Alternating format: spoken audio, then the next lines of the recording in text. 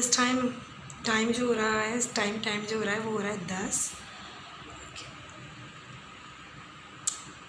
पूरे 10 बज रहे हैं और अब जो है मैं अपने हस्बैंड को उठाऊंगी। कभी ऐसा होता है मैं जागती रहती हूँ, कभी ऐसा होता है कि आँख लग जाती है मोबाइल पे कमेंट्स के रिप्लाई करते करते और अपनी मोबाइल को बस यूज़ करते करते। कभी ऐसा होता है आँख लग जाती है, कभी होता है कि जागती रहती हूँ। तो आज ऐसा हुआ कि आज ये हुआ था कि मेरी आँख लग गई थी दोबारा से। 10 बज रहे हैं, हस्बैंड को उठाऊँगी और बस नाश्ता चाय मैंने चढ़ा दी है। पराठे जो है वो बनाने हैं, मुझे भी पराठे बनाऊँगी और बस फिर रूटीन स्टार्ट होगी दिन की। तो ये रही चाय मैंने चढ़ा दी है, सालन गरम करने रख दिया है और बस पराठे बनाऊँगी। उसके बाद फिर जो है रूटीन स्टार्ट करूँगी। फिर इंशाल्लाह आप लोगों के साथ शेयर करूँगी।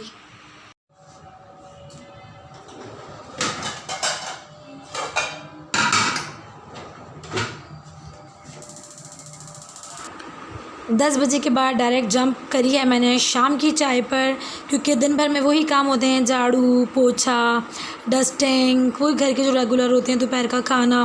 तो उन सबको स्किप करके मैंने डायरेक्टली शाम से शूट करना स्टार्ट करा है। क्योंकि बच्चे स्कूल से आते हैं, फिर उनकी रूटीन में जो है टाइम नहीं मिलता मुझे कैमरा वैमरा लगाने में। ठीक, तो जो है यहाँ जो है अब शाम का जो है तैयारी कर रही हूँ। छोटी बेटी ने मैगी मांगे हैं, उसे मैगी बना के दे रही हूँ, बाकी चाय बना रही हूँ मैं। और अशबा जो हैं चाय के साथ कुछ बिस्किट वगैरह, शजीम मतलब हम तीनों चाय के साथ कुछ ले लेंगे। उसके बाद जो है बस शाम की चाय चल रही है, मैगी यहाँ बन रहे हैं, चाय भी उबल रही है। और आज जो मैंने शर्ट पहनी है बहुत ढीली शर्ट है, तो प्लीज़ जज मत करना कि मैं इतनी ज़्यादा मोटी हो गई। इतनी ज़्यादा मोटी नहीं हूँ, मैं हूँ इतनी ज़्यादा नहीं हूँ। और ये बस गर्मियाँ जो हैं कराची में स्टार्ट हो गई हैं और गर्मी में पता है बिल्कुल भी जो है ना चिपके चिपके कपड़े अच्छे नहीं लगते। और जब गर्मियाँ स्टार्ट हो जाती हैं तो 6, साढ़े 6, 7 बजे तक जो है उजाला रहता है, गर्मी की तपिश रहती है। तो इस वक्त तो मेरे ख्याल से 5, साढ़े 5 का टाइम है, तो बहुत ही ज़्यादा जो है धूप हो रही है कड़कती हुई, तो गर्मी का एहसास हो रहा है। वैसे तो माशाल्लाह ये घर मेरा बहुत ठंडा है, बहुत ठंडा है, पहले वाले घर के मुकाबले में बहुत ज़्यादा ठंडा है। पहले वाला घर भी ठंडा था, लेकिन ये जो है वाकई बहुत ज़्यादा ठंडा है, तो इतना फ़ील नहीं हो रहा है। लेकिन फिर भी गर्मी की तपिश तो होती ही है, तो इसलिए मैंने जो है हल्की फुल्की सी ढीली सी शर्ट डाली हुई है। अब यहाँ पे डाइनिंग टेबल को जो है वहाँ डस्टिंग कर रही हूँ, ताकि शाम की चाय जो है वो लगा सकूँ। बच्चियाँ दोनों वहाँ बैठी हैं और बस शाज़ीम भी कोचिंग से आने वाले हैं। कभी वो टाइमिंग उनकी अलग इशू होता है, टाइमिंग का अलग होता है। कभी उनके सर जल्दी बुला लेते हैं, कभी उनके सर जो है लेट बुला लेते हैं, तो बस उस हिसाब से जो है उन्हें कोचिंग जाना होता है। कभी जल्दी जाते हैं तो जल्दी आ जाते हैं, लेट जाते हैं तो फिर लेट आते हैं, इस तरह से। तो बस यहाँ डस्टिंग करने के बाद मैं लगाऊंगी शाम की चाय, खाएंगे पिएंगे, फिर देखते हैं आगे जो है क्या करना है, क्या करने का मूड है, या मैं जो आगे जो भी रूटीन है वो सब कुछ मैं आपके साथ शेयर करूँगी।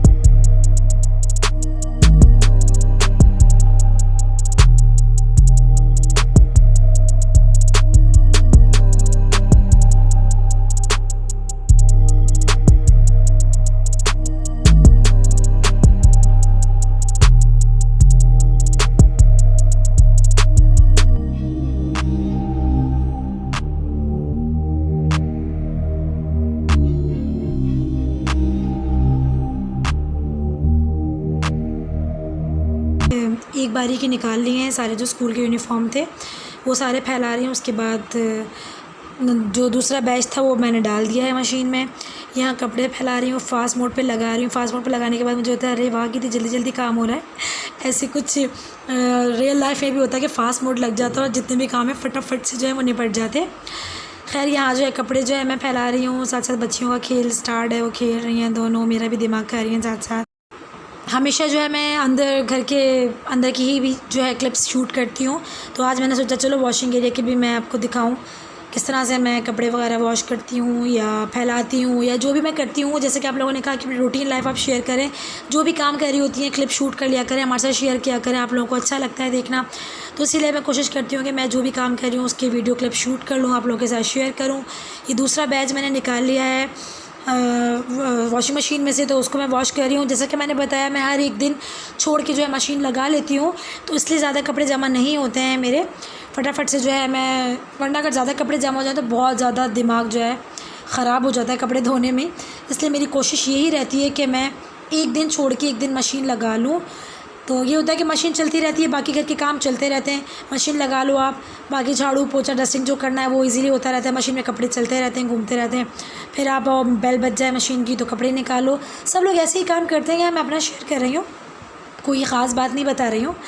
और यहाँ जो है ये थर्ड बैच है आई थिंक। तो मैं थोड़े थोड़े कपड़े डाल के धोती हूँ, एक साथ बहुत ज़्यादा नहीं भर देती हूँ मशीन में, क्योंकि फिर वो नहीं, थर्ड बैच नहीं है ये। मैं मेरे ख्याल से बस मैं धो रही 2 पैंट्स हैं, वो मैं बाद में उनको निकालूंगी। बाकी ये कि अब एरिया को मुझे क्लीन करना है। सारे मेरे कपड़े धुल चुके हैं।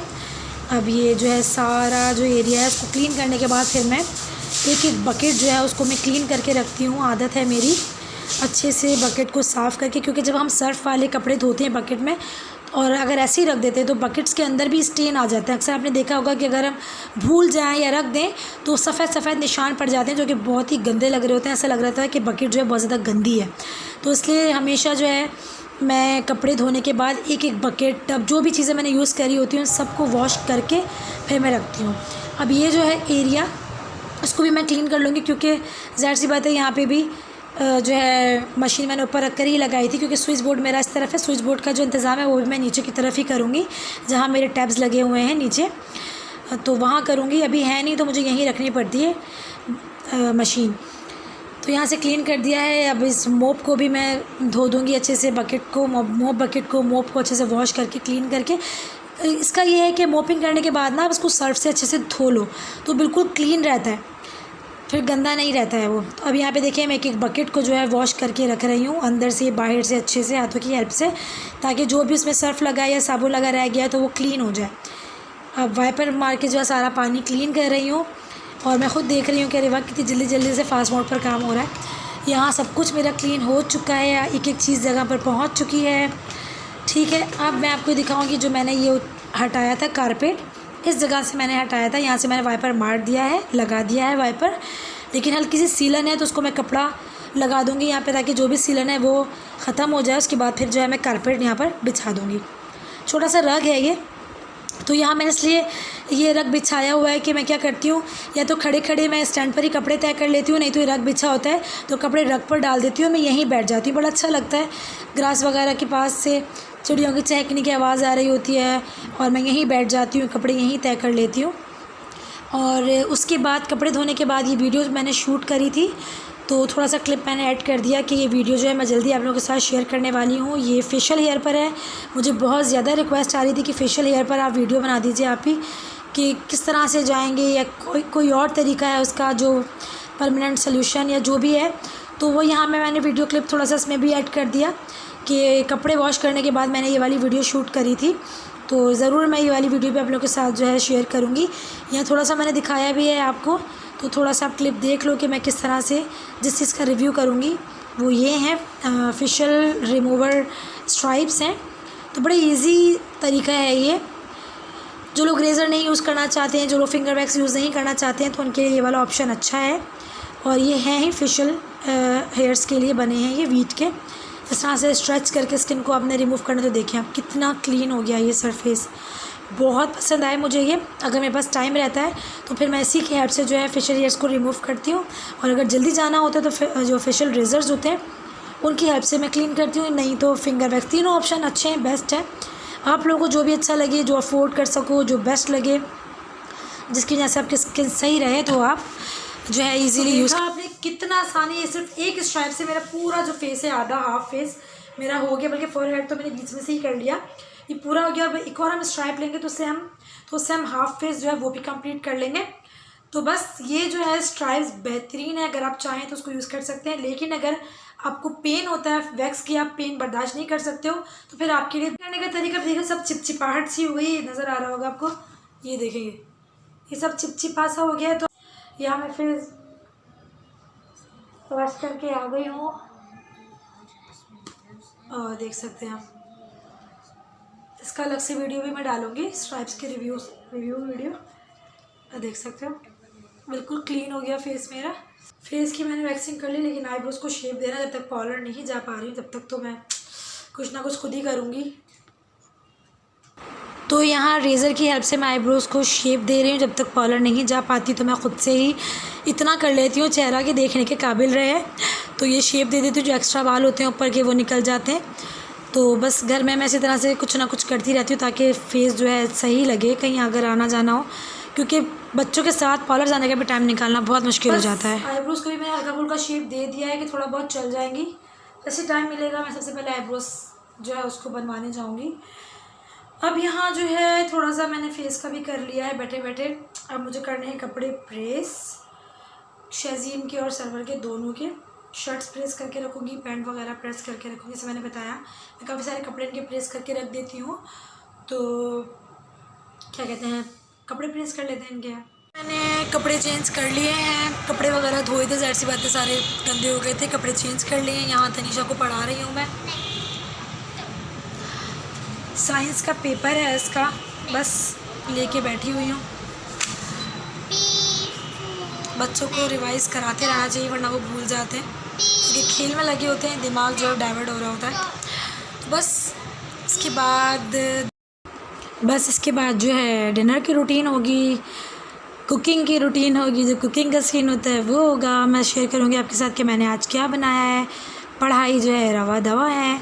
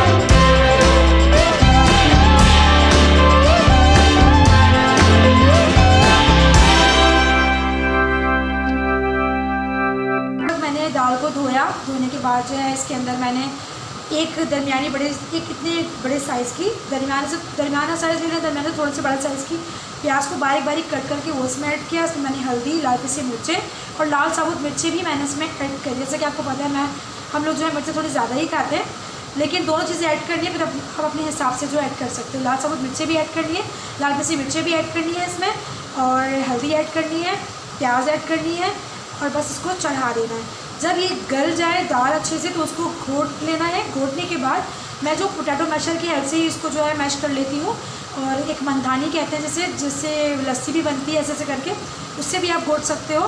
वो प्लास्टिक में भी अवेलेबल होती है, लकड़ी में भी अवेलेबल होती है। मुझे पोटैटो मैशर से ज़्यादा आसानी लगती है। जब ये मैश हो जाए तो उसके अंदर जो है आपने इमली का जो पानी है उसको अच्छे से, इमली को पूरा गूदा उसका निकाल के गुठलियाँ अलग करके वो उसके अंदर शामिल कर देना है। अपने हिसाब से आप कहिएगा, खटास भी लोग अपने हिसाब से खाते हैं। मैं तड़का में दिखा दूँ तो यहाँ जो है अब इस टाइम मैं इसमें लाल साबुत मिर्चें ऐड कर दूँगी।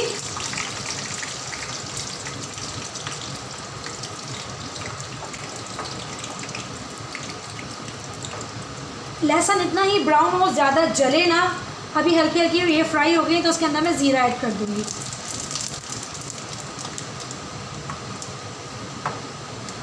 ज़ीरा भी कोशिश करें जले ना, बस हल्का सा हो फ्राई। तो बस अब यहाँ जो है मैं लगा दूँगी तड़का। इसका चूल्हा बंद कर दें वरना छींटों पर आती है।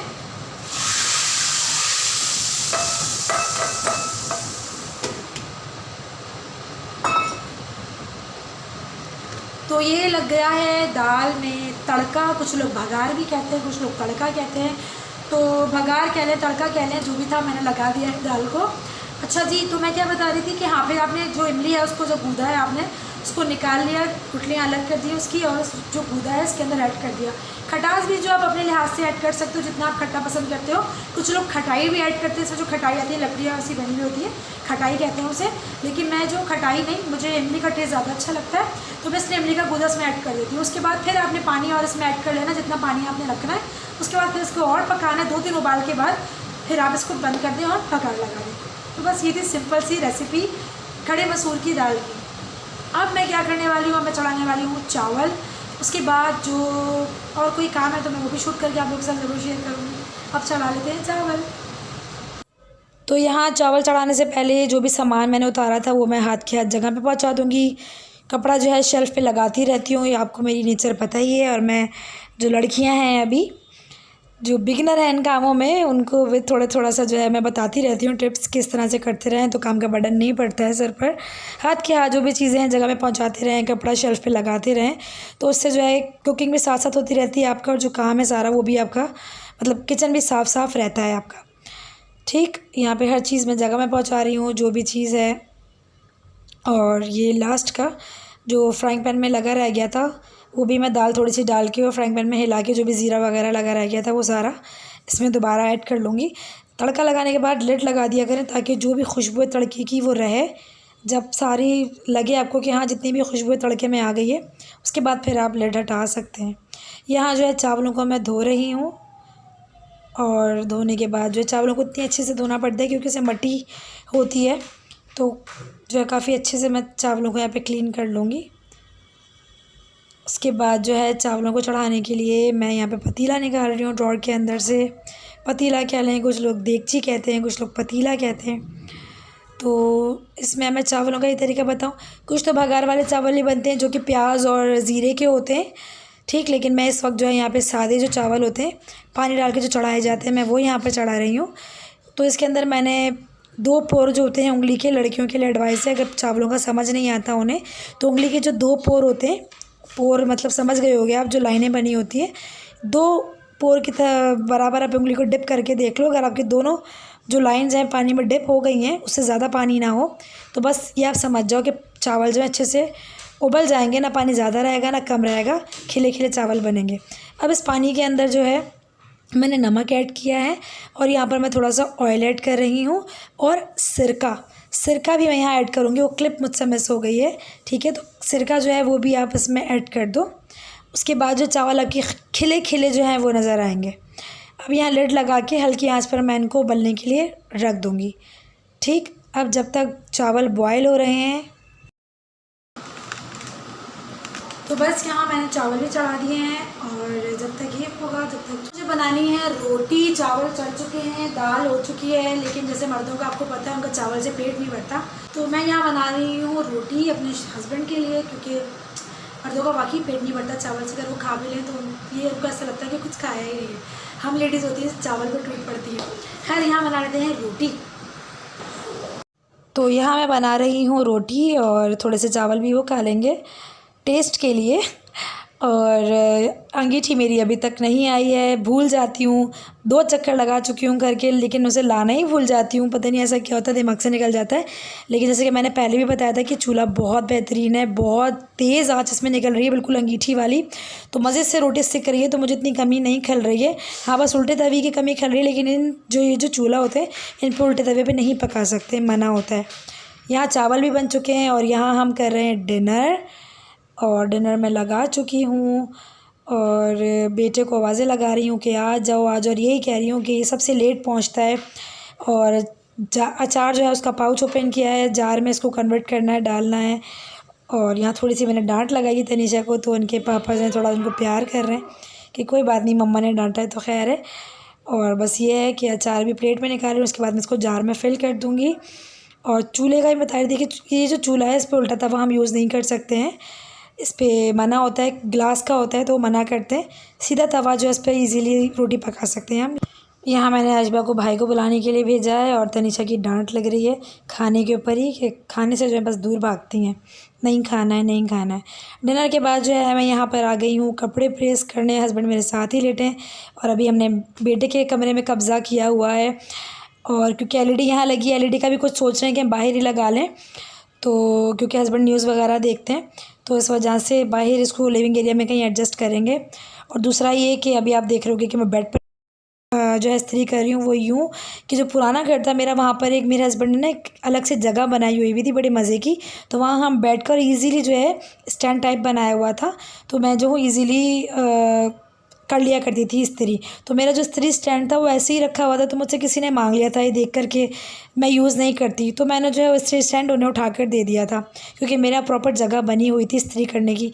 लेकिन यहाँ जो है जहन में ही नहीं रहा इस्त्री करने का। अब जब इस्त्री करती हूँ तब याद आता है। तो अब ये है कि इस्त्री स्टैंड भी मुझे परचेज़ करना है, तो जब भी परचेज़ करने गई तो इंशाल्लाह शूट करूँगी, ये ले आई तो भी दिखाऊँगी।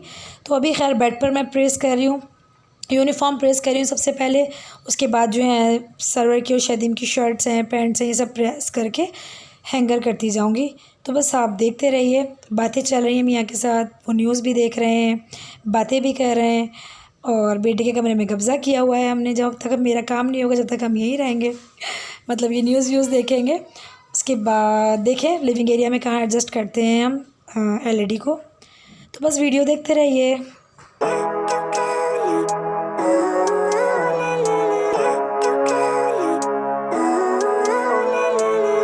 Living life, every day, late at night, not okay.